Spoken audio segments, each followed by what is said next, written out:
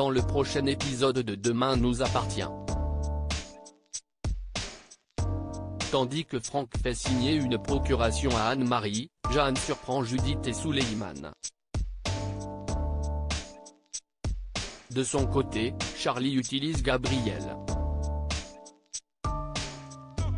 Attention, les paragraphes qui suivent contiennent des spoilers sur l'épisode de Demain nous appartient diffusé lundi soir sur TF1. Si vous ne voulez rien savoir, ne lisez pas ce qui suit. Lundi 11 janvier dans Demain nous appartient. Franck fait signer une procuration à Anne-Marie et grâce à de nombreuses recherches, Anna a retrouvé un article concernant la mort de l'ex-femme de Franck.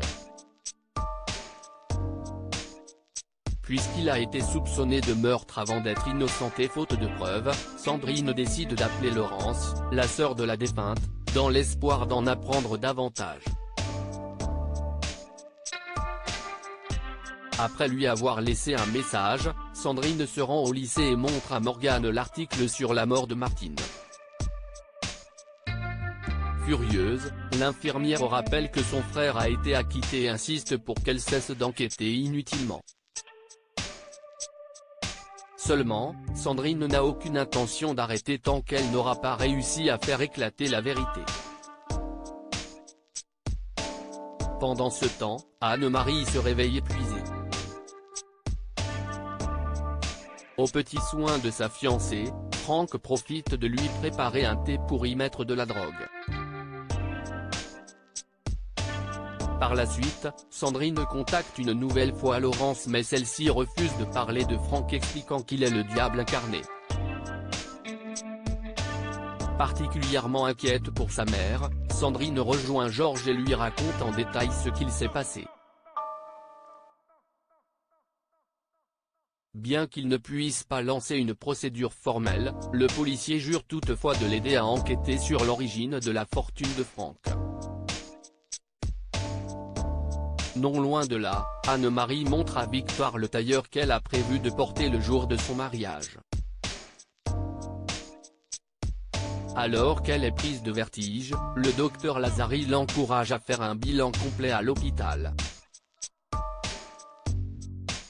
Cependant, Anne-Marie s'y oppose et fait promettre à sa petite fille de garder le secret pour ne pas que son futur mari la voie vieillir.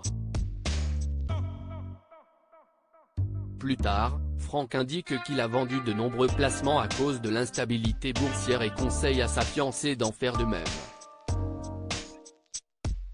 Comme c'est son défunt mari qui s'occupait de tout cela, Franck précise qu'il a fait une demande de procuration à la banque au cas où elle voudrait qu'il jette un œil à ses affaires.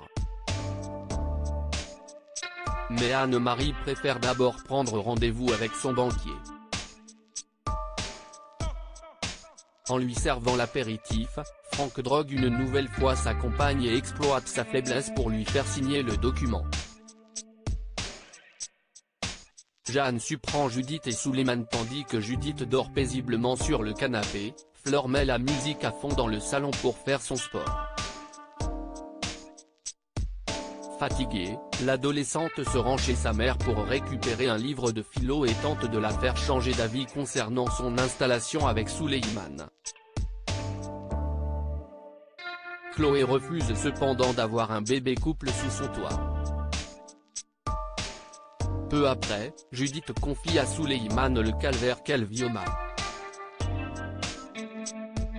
Même s'il a très envie de vivre avec elle, le jeune homme lui fait comprendre qu'elle doit d'abord penser à elle. Sans endroit pour faire l'amour, le couple se dirige au Mans et profite de l'absence de tout le monde pour partager un moment d'intimité. Malheureusement pour eux, Jeanne fait irruption et leur fait la morale en expliquant qu'ils sont beaucoup trop jeunes pour avoir des rapports sexuels. Charlie utilise Gabriel au lycée, Jules tâche de convaincre Charlie qu'il n'est pas responsable de la rumeur qui circule dans l'établissement. Mais la jeune femme ne le croit pas et met fin à leur histoire. Ne supportant pas d'avoir été prise pour une imbécile, elle garantit de le lui faire regretter. Elle envoie alors un message à Gabriel et lui propose de la rejoindre à la plage. Après avoir pris plusieurs selfies avec son camarade, Charlie prétend que Jules ne lui plaît pas vraiment. Quand le fils Guéo lance qu'il a toujours senti qu'il y avait quelque chose de fort entre eux, Charlie l'embrasse mais semble le regretter aussitôt.